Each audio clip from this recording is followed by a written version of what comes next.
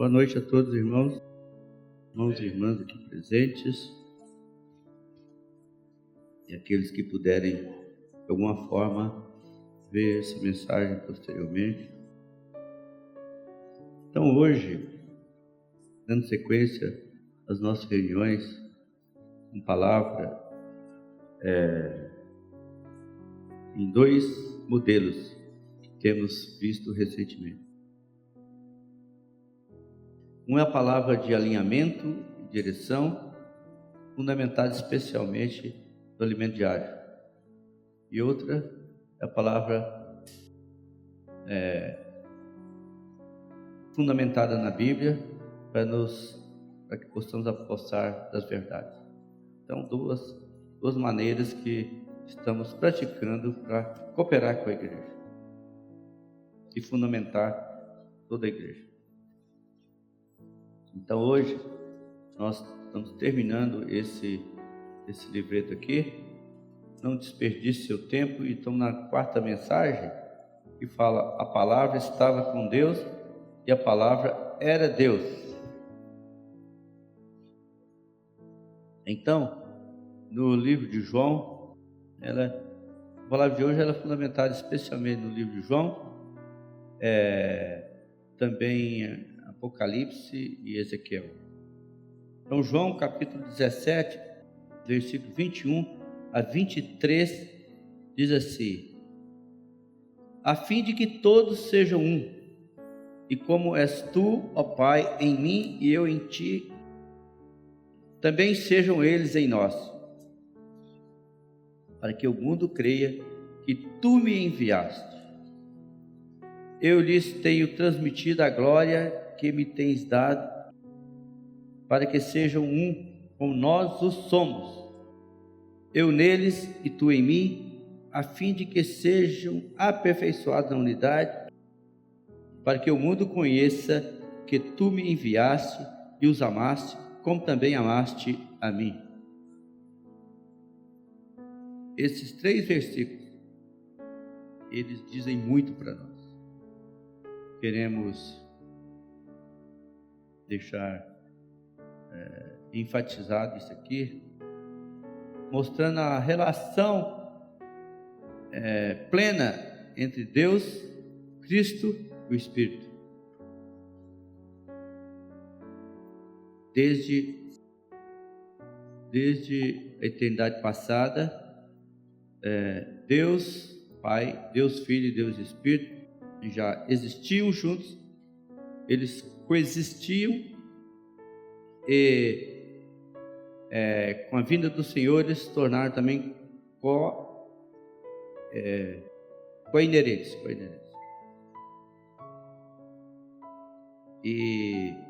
Mas esse versículo aqui dizem algo substancial para nós, que não nos deixa nenhum em dúvida, e a ninguém deixa em dúvida, quanto à relação plena entre Deus,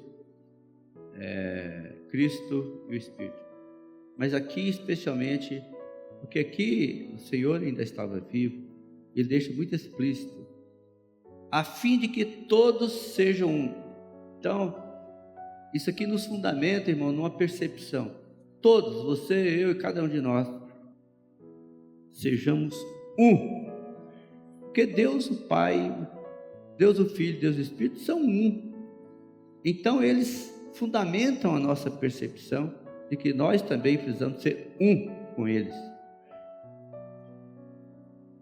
Essa questão da unidade, podemos dizer assim, isso é sacro.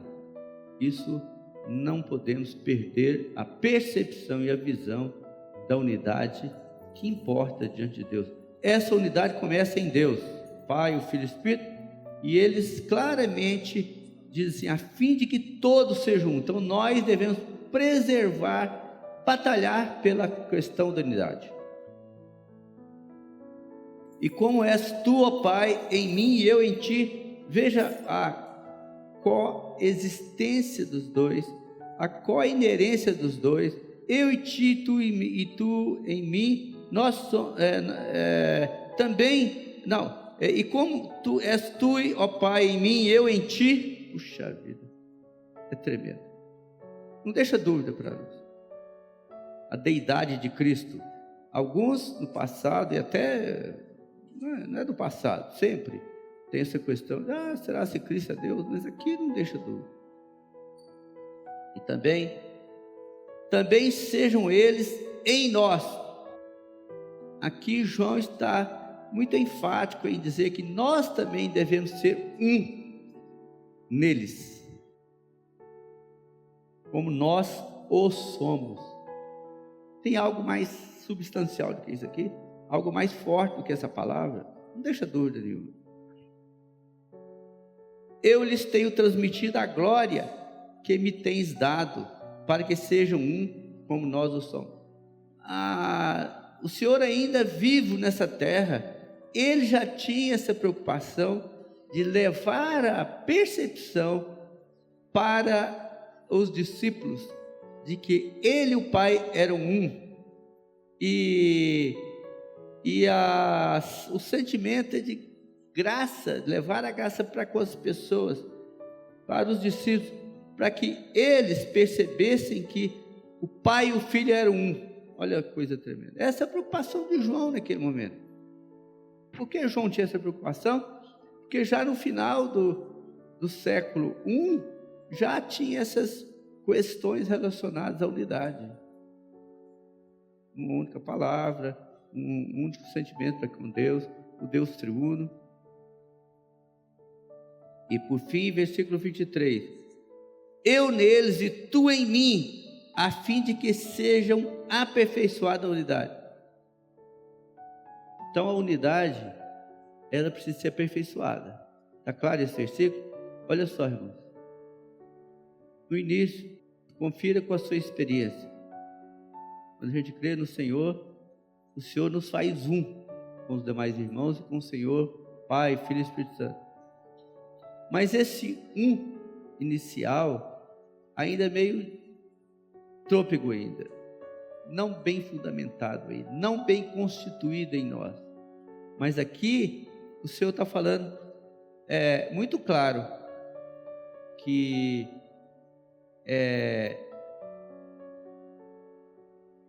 Ele está falando para as pessoas que, versículo 23, a fim de que sejam aperfeiçoadas a unidade. Deus quer nos aperfeiçoar na unidade. Nesses tempos difíceis que estamos vivendo agora, em que existem contradições, pessoas que perderam aquele primeiro sentimento da unidade, aí começa a dizer algo que não está de conformidade com a palavra. Sabe lá por quê? O fato é que isso aqui nós estamos percebendo, mas o Senhor Jesus, Ele fala muito claro que nós devemos ser aperfeiçoados na unidade para que o mundo, as pessoas em geral, vejam a igreja, vejam o viver da igreja, vejam o nosso viver pessoal.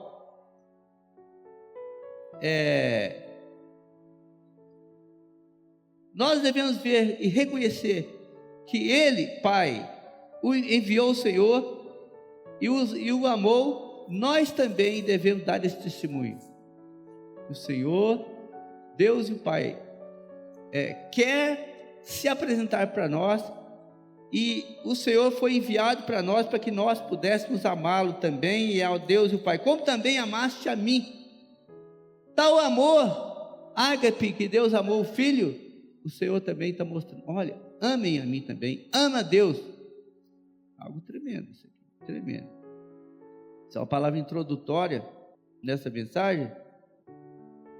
E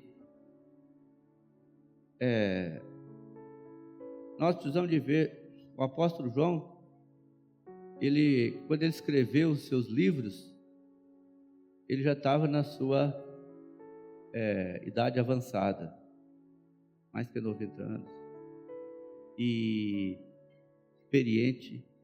Ele já tinha lido o Velho Testamento, ele já tinha lido as cartas paulinas de Pedro, ele conhecia tudo e tinha vivência como é que as pessoas eram, que os discípulos viveram. Tinha vivência plena. Era um irmão muito experiente e cheio do amor de Deus para com ele e dele para com o Senhor. Então ele tinha algo a falar. Por isso, os 5 livros dele foram os últimos de cada série. O Evangelho de João é o último dos 4 evangelhos. As 3 epístolas são as últimas das epístolas da Bíblia. E o Apocalipse de João é o último livro de toda a Bíblia, consumando, fechando a Bíblia. Esse irmão, ele tinha muito a apresentar. Ele vivenciou muitas experiências e ele se fundamentou no viver próximo de Jesus e viu depois as experiências dele junto aos cristãos e na relação dele com a igreja, especialmente em Éfeso e tal. Em Apocalipse 4:16,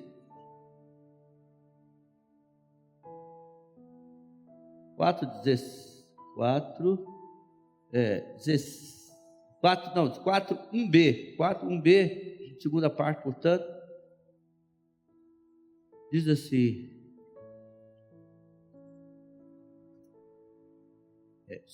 sobe para aqui e te mostrarei o que deve acontecer depois dessas coisas. Já na plenitude da vida dele, Deus ainda queria revelar para João. Deus revelou para Paulo, naquele momento tremendo da ascensão dele, ele e o terceiro céu. E Deus também João também teve essa experiência maravilhosa com o Senhor. E ele fala assim, outra vez, ele ouviu, por isso ele escreveu. 4:1b, sobe para aqui e te mostrarei o que deve acontecer depois dessas coisas. Percebeu, irmãos? João, já experiente, pleno da palavra de Deus, pleno da experiência do Senhor, mas ele ainda tinha que ver algo mais. Deus o chamou, sobe aqui, do topo, dos céus, para você, eu quero te mostrar o que deve acontecer, depois que tudo que você está vendo, você já experimentou, eu quero te mostrar. Será se o nosso sentimento, nosso coração também é de subir e ver as coisas que Deus quer nos mostrar? Ou você já está satisfeito? Não quero mais nada não. Está bem. Quero ir à reunião sábado, 7:30 da noite, 9:30, pulou para ir para casa, domingo, às 9:30, 11:30, meu Deus, não termina essa reunião, vou para casa. É isso que nós queremos viver? Nós precisamos ver o coração do Senhor. Ele quer nos levantar, para que nós vejamos de cima todas essas coisas. Vejamos o que deve acontecer depois de todas essas coisas. A sua experiência pode ser tenra ainda, mas Ele tem algo a mostrar para você de cima, depois de você ver todas essas coisas. Está aí? Versículo 2 e 3 diz assim: imediatamente eu me achei em espírito, e eis armado no céu um trono, e no trono alguém sentado. Olha a visão do apóstolo João. Só por Deus ele podia ver essas coisas, só por Deus. Imediatamente, quando o Senhor nos chama, nós devemos responder imediatamente. É como ser transportado pelo Espírito. Imediatamente me achei em Espírito. As coisas espirituais devem ser assim, não é na mente. O Senhor fala alguma coisa, meu Deus, deixa eu calcular aqui, será que é mesmo? Confie na palavra, vai atrás do irmão, deixa eu ver. Não, quando o Senhor nos chama, a nossa posição e nossa resposta é ser imediatos no falar de Deus. ele imediatamente se achou em espírito, e eis, quando você está no espírito, respondendo o chamado do Senhor, você vê, o que mesmo? Vê um trono no céu, armado no céu, um trono. Quando fala em trono, o que você já pensa? Aqui na terra, se tem um trono, é para governar, e nos céus, igual. Um trono dá a ideia de governo. Mas nesse caso, aqui, quem estava nesse trono, lá sentado nesse trono, era o próprio Deus triuno.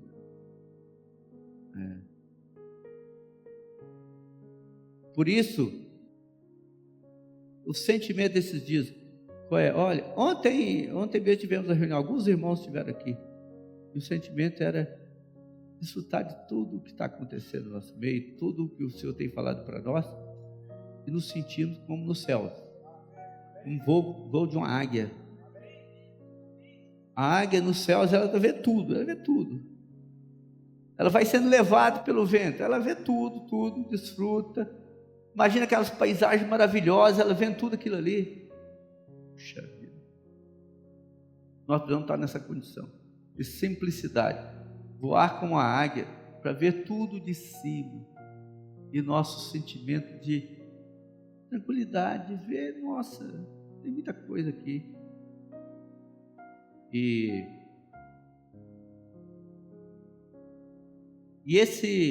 então ele viu esse trono e alguém sentado ali, versículo 3 diz assim: e esse que se acha assentado é semelhante no aspecto à pedra de jaspe, de sardônio, e ao redor do trono há um arco-íris semelhante no aspecto à esmeralda.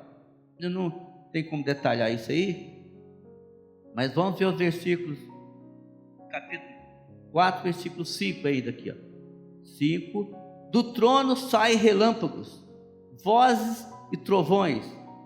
Apocalipse 4, versículo 5. Do trono saem relâmpagos, vozes e trovões, diante do trono ardem 7 tochas de fogo, que são 7 Espíritos de Deus. É bem diferente dos tronos dessa terra, bem diferente. Está lá aquele Senhor empoderado ali, dando ordens, ora por decreto, mas aquele trono ali é um trono celestial. Quem está sentado ali, e que aqui diz, e ao redor do trono algo acontece, e desse trono saem relâmpagos. Puxa vida, quando o Dom Pedro II estava reinando aqui entre nós, não tinha relâmpago, não tinha coisa nenhuma. Era um homem experiente, muito bem informado, mas contudo nos livros de história, se havia relâmpagos, vozes e trovões diante do trono, se tinha tochas acesas, nada disso. Era bem sereno e tudo. O que aconteceu? Depois ele foi derrubado do trono. Mas esse que está sentado aqui, não, ninguém derruba. E essas 7 tochas são 7 Espíritos de Deus. Isso aqui nós já falamos, o Senhor já falou para nós em épocas passadas, mas o que eu quero mencionar aqui com a devida ênfase é que esses relâmpagos, vozes e trovões que saem desse trono que está nos céus, esses itens aqui estão relacionados com a intensidade da vida nos céus. As coisas acontecem no céu. Aqui na terra pode estar aquele paradeiro, nada acontece, quando acontece é de pior, tudo vai mal. Aí alguém pergunta, ele caiu, o presidente, não, está tudo ruim, está tudo mal, pior.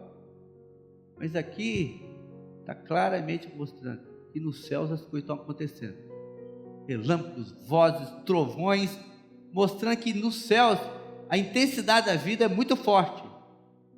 Mas o Senhor quer que essa intensidade chegue aqui na terra.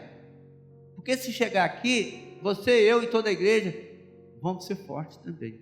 Vamos fazer as coisas acontecer. Vai ganhar dinamismo. Você quer ser dinâmico? Ou você quer ter aquela vida lerda espiritual? Não. Nós precisamos de ser dinâmicos. Do nosso falar precisa de sair o que mesmo? Vozes, relâmpago, vozes. Você está pregando o evangelho? Não vai acontecer nada. Tem que ser voz mesmo de autoridade de pregação do evangelho. Relâmpago, a pessoa tem que ver você brilhando para ela. O que mais ainda? Trovões. Tem um irmão que reúne de vez em quando nas reuniões da conferência, ele chama Sérgio. Já viu ele falar? É um trovão. Então, de certa forma, nós também temos que ter um vozeirão. Não estou falando da pessoa do Senhor, né? Para que ganhe o coração das pessoas. Alguns gostam só de bem silêncio, mas você falando por Deus, vozes, trovões, relâmpagos, a pessoa acorda. Opa, não, essa palavra eu creio que é boa. E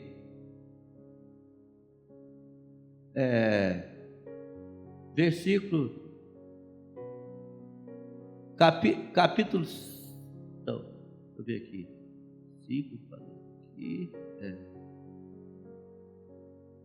versículo 7 e 8, olha só, o primeiro ser vivente é semelhante ao leão.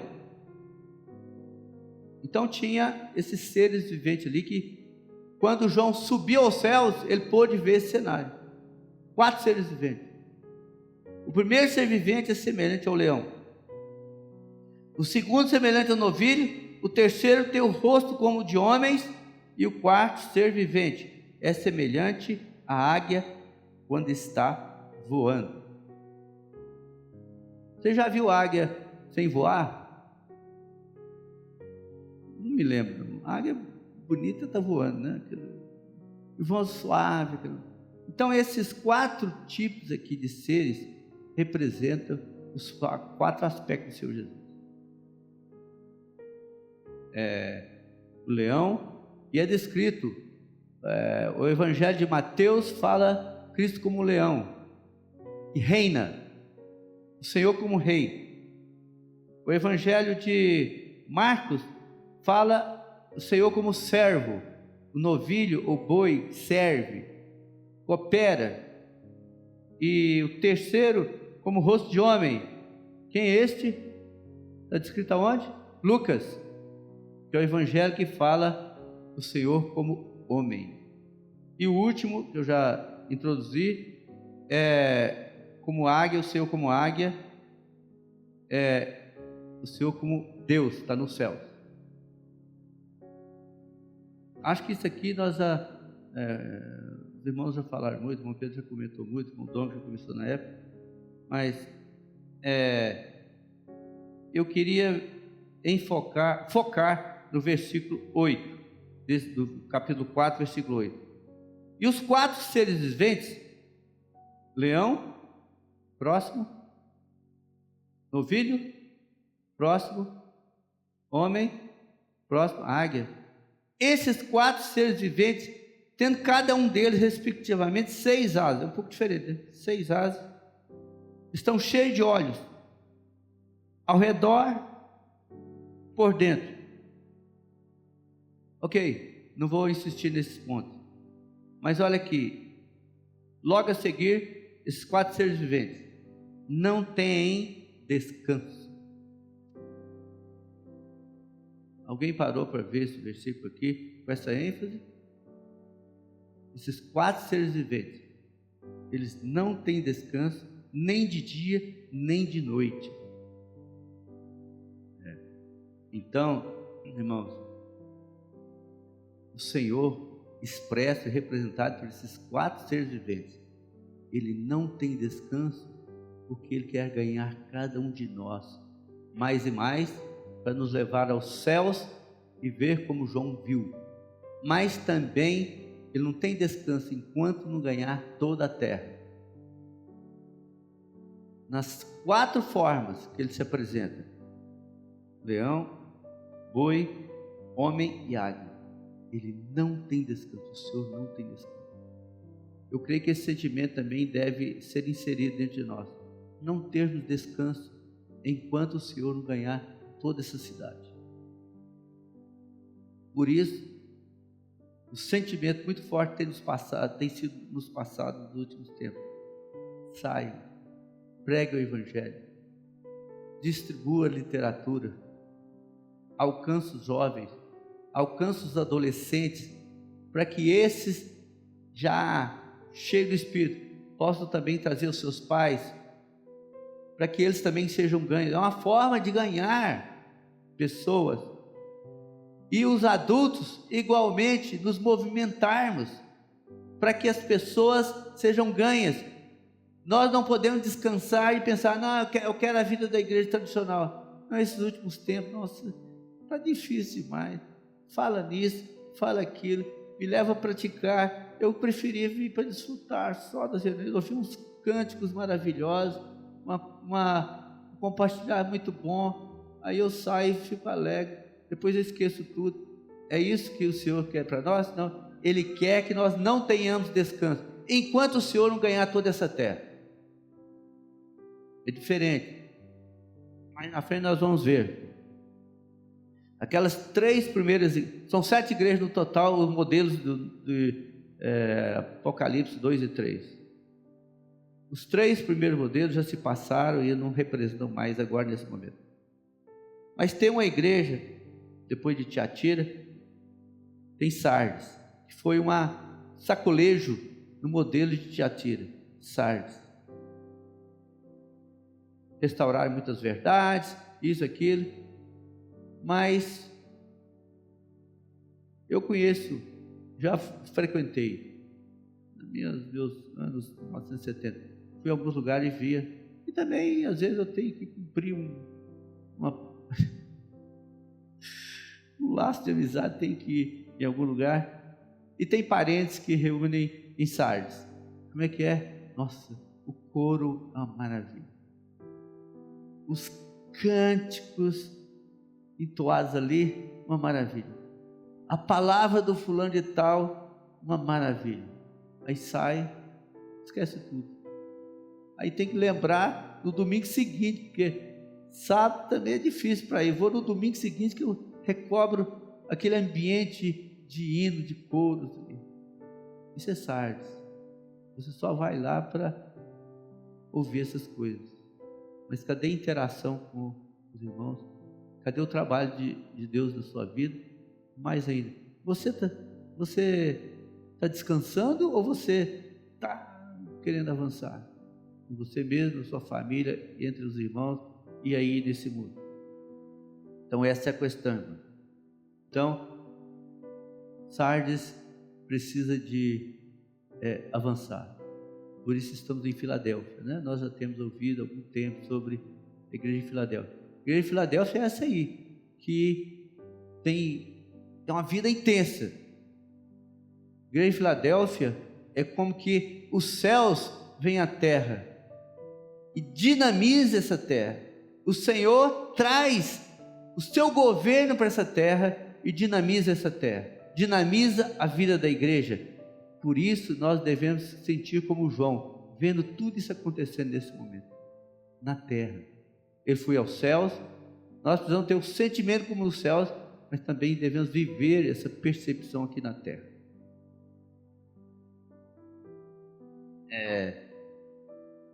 Nada melhor, irmãos, do que a gente não ficar focado em poucas coisas. Devemos ter uma visão panorâmica de toda a Bíblia. Essa mensagem aqui, ela cita Gênesis, cita Ezequiel, cita Apocalipse, João, Mateus, Lucas, Marcos, tudo. Temos que ter uma visão ampla de todas as coisas, tudo.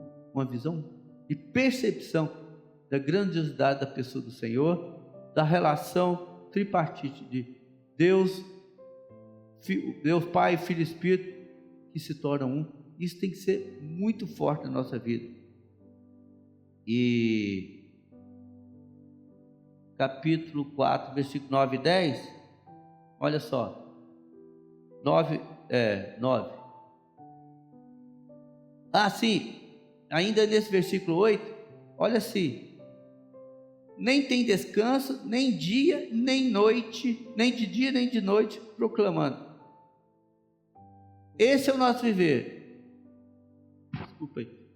Nós não devemos ter descanso, em proclamar: Santo, Santo, Santo é o Senhor Deus, o Todo-Poderoso. Nós não podemos descansar, sempre falando isso aí. Aquele que era, que é e que há de vir, eternidade passada e futura.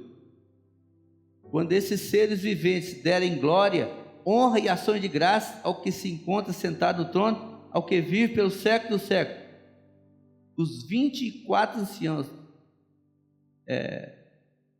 prostrar-se, eu não quero detalhar isso aqui, diante daquele que se encontra sentado no trono, como nós, diante daquele que está sentado no trono, nós devemos adorar, nós adoraremos o que vive pelo século dos séculos e depositarão as suas coroas diante do trono, proclamando: Tu és digno, Senhor e Deus nosso, de receber a glória, a honra e o poder, porque todas as coisas Tu criaste, sim, por causa da Tua vontade, vieram a existir e foram criadas. Olha como a Bíblia é maravilhosa. Isso aqui é uma citação do Velho Testamento, mas que é tão atual como nunca.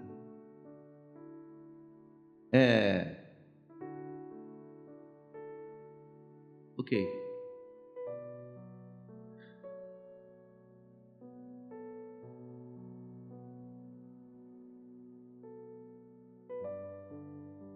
Versículo, capítulo 4.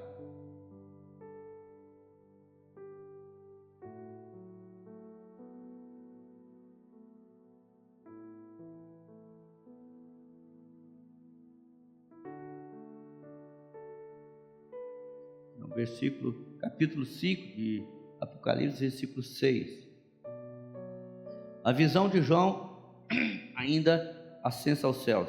Eu vi no meio do trono dos 4 seres viventes e entre os anciãos de pé um cordeiro, como tendo sido morto. Ele tinha 7 chifres, bem como 7 olhos, que são os 7 Espíritos de Deus enviados para a terra. Esse cordeiro, debaixo dessa percepção, foi enviado para a terra. O próprio Senhor foi morto na cruz e tudo aconteceu, e por isso nós estamos aqui. João teve essa visão também grandiosa. Capítulo 8 de Apocalipse, versículo 14, diz assim, no 8,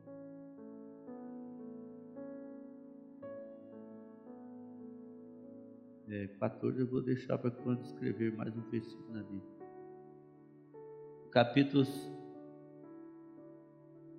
Capítulo 6, versículo 1.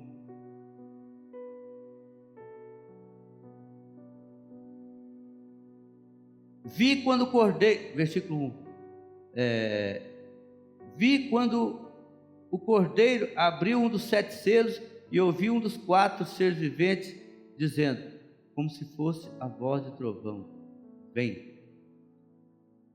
Quando a gente sobe, só tem esse falar, vem. Não é tremendo? É o Senhor nos chamando o tempo todo, vem. Aí, versículos 6 até 7, desse mesmo capítulo, diz assim, e ouvi uma como voz no meio dos 4 seres viventes, dizendo, uma medida de trigo por um denário, 3 medidas de cevada por um denário, e não danifiques o azeite e o vinho. 7. Quando o cordeiro abriu o 4º selo, ouvi a voz do 4º ser vivente dizendo, vem. Os 4 seres viventes proclamam, vem. As 4 manifestações do Senhor Jesus, vem. E capítulo 7, versículo 11. Todos os anjos estavam de pé, rodeando o trono, os anciãos e os 4 seres viventes, e ante o trono se prostraram sobre o seu rosto e adoraram a Deus, dizendo, amém. O louvor e a glória, a sabedoria, as ações de graças e a honra e o poder e a força sejam ao nosso Deus pelos séculos dos séculos. Amém. E capítulo 14 de Apocalipse, versículo 3. Entoavam um novo cântico diante do trono, diante dos 4 seres viventes e dos anciãos. Ninguém pôde aprender o cântico, senão só os 144 mil que foram comprados da terra. São aqueles vencedores, né? Você quer estar nesse grupo? Os 144 mil? Amém. Capítulo 15, versículo 7. 15, 7 diz assim: Então um dos 4 seres viventes deu aos 7 anjos 7 taças de ouro, cheias da cólera de Deus, que vive pelos séculos dos séculos. 17. Esse aqui. 19, 4. Capítulo 19, versículo 4.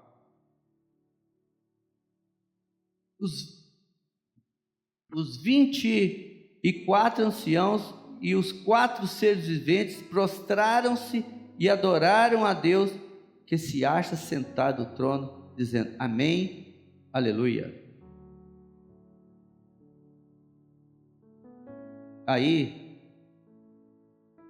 vamos mudar para o livro de Ezequiel, capítulo 1. Aqui, capítulo 1, versículo 5 até 7. Do meio dessa nuvem saía a semelhança de 4 seres viventes, cuja aparência era esta: tinham a semelhança de homem. Cada um tinha 4 rostos, como também 4 asas, e as suas pernas eram direitas, a planta de cujos pés era como a de bezerro, e luzia com o brilho do bronze polido. Eles tinham os pés como de bezerro, indicando que eles estavam aí para servir. Bezerro, boi, eles estão para servir. Próximo item, irmão, é sobre ir, respondendo o chamado do Senhor. Mateus 28. Ezequiel e Apocalipse, eles se complementam nessas visões aí. Mateus 28.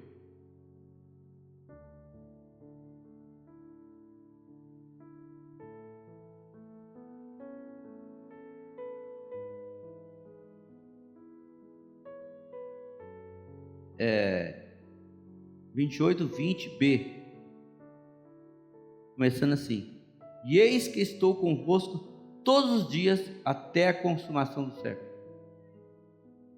Quando o Senhor vem, Ele assegura que Ele estará conosco todos os dias até a consumação do século, até quando o reino vier.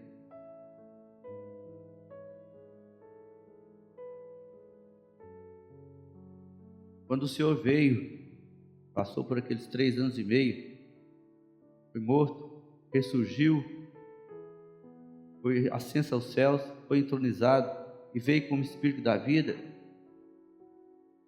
Então, a gente pode ver esse capítulo 28 de Mateus de forma mais plena. O versículo 18 fala assim: E aproximando-se falou-lhes, dizendo: Toda a autoridade me foi dada no céu e na terra, que o Senhor viera do trono de Deus, e Ele veio à terra, e toda a autoridade foi lhe dada no céu e na terra, porque já estava no céu, mas na terra agora toda a autoridade foi dada a Ele. Ide, portanto, fazei discípulos de todas as nações, batizando-os em nome do Pai, do Filho e do Espírito Santo, ensinando-os a guardar todas as coisas que vos tenho ordenado. Então a gente percebe aqui, irmão, o que o Senhor deseja, e nós sejamos tais pessoas. percebamos que o Senhor, quando veio, Ele trouxe a sua autoridade dos céus e a estendeu à terra. E essa autoridade está sendo comissionada a nós também. O Senhor dá autoridade à igreja, Ele delega autoridade à igreja. E se nós somos parte da igreja, nós também temos autoridade nessa terra. Daí, depois desse empoderamento à igreja e a cada um de nós, daí ele fala: ide, portanto, fazer discípulos de todas as nações, batizando em nome do Pai, do Filho e do Espírito Santo. E não é só batizar, ele também diz que nós devemos ensinar a essas pessoas crentes e batizados, nós devemos ensinar a guardar todas as coisas que Ele nos tem ordenado. Daí ele proclama aquele versículo, aquele 20b que eu falei, compartilhando: e Ele estará conosco todos os dias até a consumação do século. Daí Efésios, capítulo 1,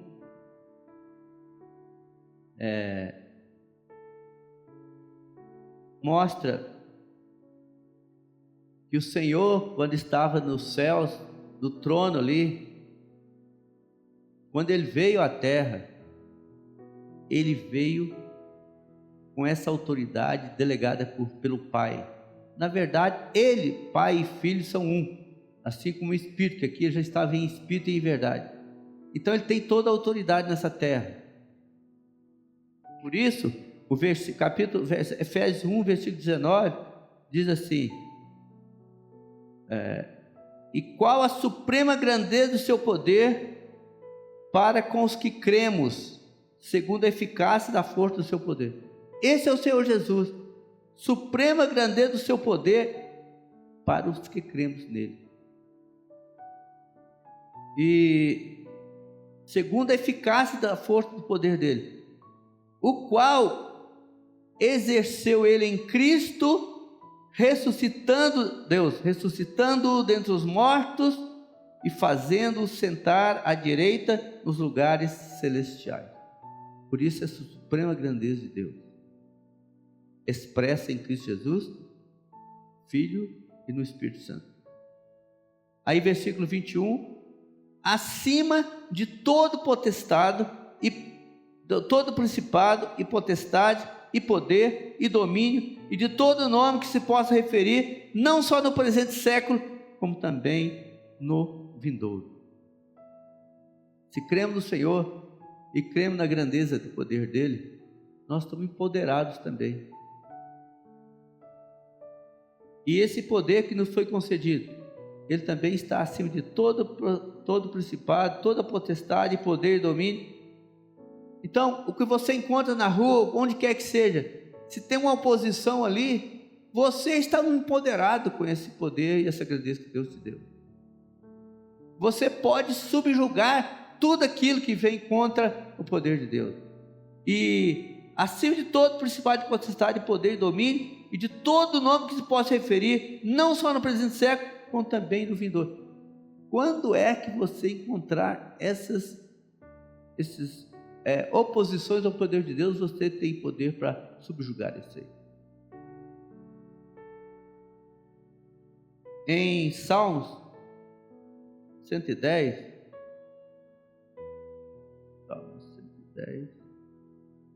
versículo 1.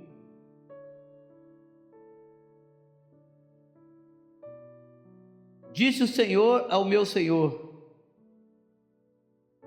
Deus, Pai, está dizendo para o seu Filho, que é o nosso Senhor: assenta-te à minha direita, até que eu ponha os teus inimigos debaixo dos seus pés. Quando o Senhor desceu dos céus e veio a essa terra, morreu por nós, derramou seu sangue, foi ressurreto dentre os mortos, ascendeu aos céus, veio com o Espírito da vida e ganhou você. Você não se sente empoderado por Ele? Você foi ganho por Ele. Ele concedeu todo o poder da divindade a você também. Assim como a toda a igreja. E Deus claramente falou, e está assentado aqui para todos nós tomarmos posse. O Senhor, Deus, disse ao meu Senhor. Quem escreveu esse salmo? Davi. E Davi está reconhecendo aqui. Deus escreveu esse. Ele disse ao Senhor Jesus, que era o Senhor de Davi: assenta-te à minha direita, até que eu ponha os teus inimigos debaixo dos teus pés. Não é tremendo?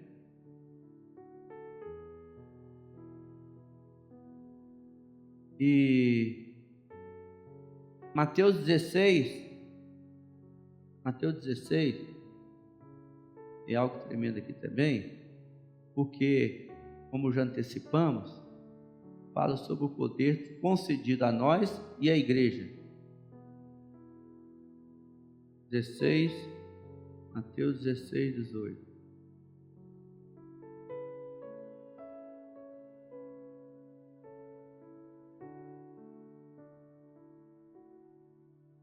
Diz assim, 18.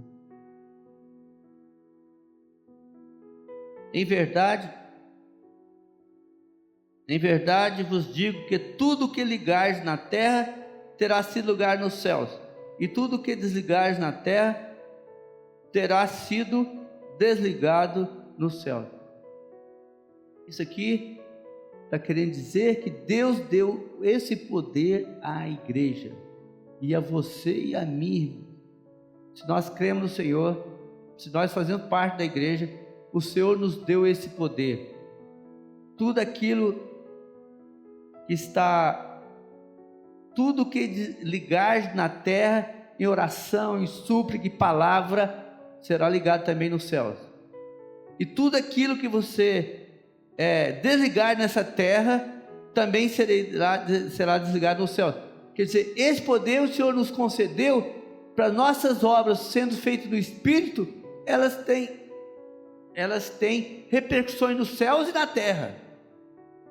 Olha o poder que Deus deu à igreja e a nós, cada um de nós.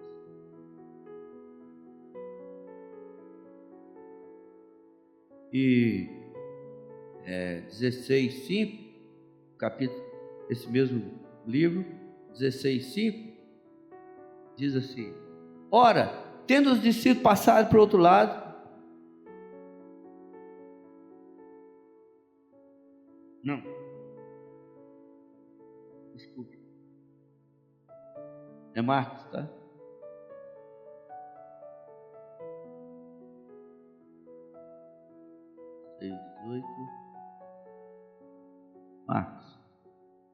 Marcos 16:15.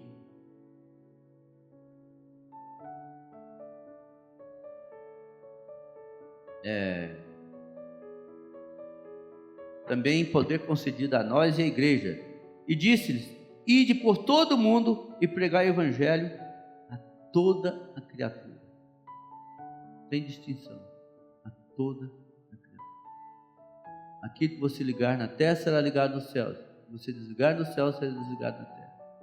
E você deve cumprir essa palavra, levando a palavra de Deus a todas as criaturas.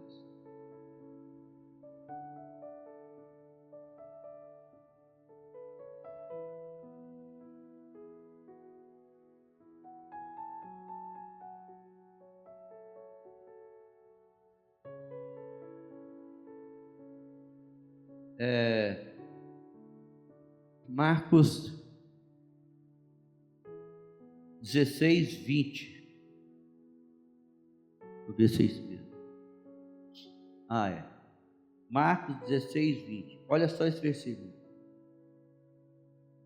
E eles, tendo partido, os discípulos, e eles tendo partido, pregaram em toda parte, cooperando com eles o Senhor e confirmando a palavra por meio de sinais que se seguiam. Você não fica alegre, irmão, de ver esse versículo? Eu fico alegre, sabe por quê? Deus nos dá esse poder. Mas não é assim, você vai e está desconectado, não. Você vai e não está coberto, não. Olha esse versículo, vou ler de novo.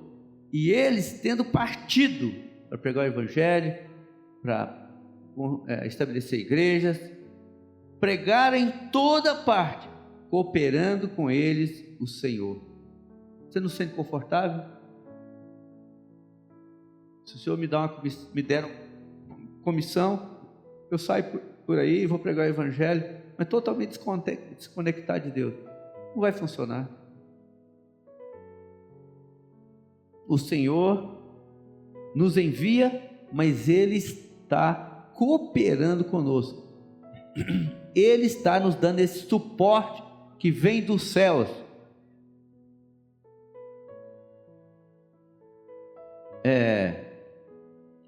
Eu me sinto muito encorajado quando eu vejo que o Senhor está sempre por detrás de cada um de nós, nos vigiando, mas cooperando conosco. Quando Ele fala ide, Ele está atrás de você, te dando esse suporte. E mais, cada sinal, cada coisa que acontecer, o Senhor está ali confirmando a palavra pelos sinais que vão se seguir. Comportores, ou quando saímos nas ruas, eu creio que cada um de nós já tivemos uma experiência assim. Você vai, está pregando o Evangelho, ocorrem coisas que estão fora do seu controle, totalmente fora do seu controle, que você nunca lidou com aquilo, nunca viu aquela situação. Mas a palavra vai confirmando por meio desses sinais aqueles que seguem. Então, agora mesmo, isso aqui é um exemplo só, assim, não é exatamente o que eu queria falar, mas uma irmã nos falou assim, agora mesmo, não, eu tenho vergonha de fazer assim, fazer assado e tal. Nós, quando vamos falar a palavra de Deus, não precisamos ter vergonha. Vou dizer para você, eu tenho vergonha também em certas situações complexas às vezes também, mas o Senhor diz assim, olha, estou cooperando com você, vá, e a palavra vai confirmando todas as coisas que forem acontecendo, todos os sinais que forem acontecendo. Às vezes você não está preparado para aquela situação, seu intelecto não está preparado. Nossa, surgiu uma situação aqui que eu não consigo. O Senhor está cooperando com você, e a palavra vai confirmando cada sinal que estiver naquela circunstância. Eu me sinto encorajado, muito encorajado, porque o Senhor Ele te envia, mas Ele está atrás de nós. Ele está atrás.